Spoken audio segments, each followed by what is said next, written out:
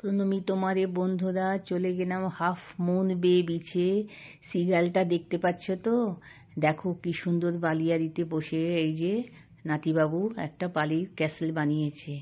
আশ্চর্য জিনিস একটা দেখলাম জানো, বিশাল বড় একটা হোয়েল কিরকম জলের তোড়ে ভেসে ভেসে পাড়ের কাছে চলে এসেছে। বারবার ঢেউয়ের সামনে, ঢেউয়ের ধাক্কায় এটা বিচের দিকে চলে আসছে। প্রথমে তো বুঝতেই পারিনি, প্রথমে ভেবেছিলাম বুঝি খেলনা কিছু একটা বড়সড় বানিয়েছে। কাছে গিয়ে দেখি ওরে বাবা, সে কি বিশাল বড়! সঙ্গে সঙ্গে শার্কও এসে গেছে। শার্কের ওয়ার্নিংও দিয়ে দিল যাতে কেউ জলের ধারে না যায়। জল থেকে উঠে সব বালিয়াড়িতে খেলাধুলা শুরু করেছে, বালি দিয়ে নানা রকম জিনিস বানাচ্ছে। আমি তাকিয়ে রইলাম দূরের দিকে, অসম্ভব সুন্দর দৃশ্য। সাদা মেঘের দিগন্ত রেখা দেখলাম।